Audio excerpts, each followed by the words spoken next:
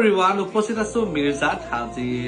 আমাৰ ৰিসেপশন ব্ৰাইড মানে groom side ৰিসেপশন bride আছে কইনাগৰাকীৰ নামটো কিনো জিতুমণি দাস এতিয়া মেকআপ আগতে কৰিছা নাই মানে একেবাৰে কৰা যোৱা নাই মেকআপ কৰা যোৱা নাই তাই কৈছে আৰু আজি প্ৰথমবাৰ মেকআপ কৰিবা কিন্তু কি ভাবি থৈছা এনে হ'ব লাগিব তেনেকুৱা হ'ব লাগিব একো ভবাই হোৱা নাই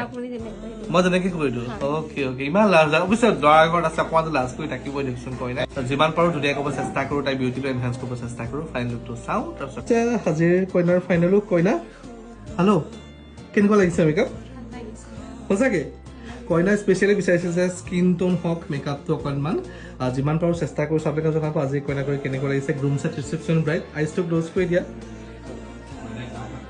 একদম শান্ত হৈছে পিছফালে ক'ব লগা আছে চকৰিটা মুদি দিয়া বুলি বা যি নহওক আপোনালোকে জনাব কইনাগৰাকী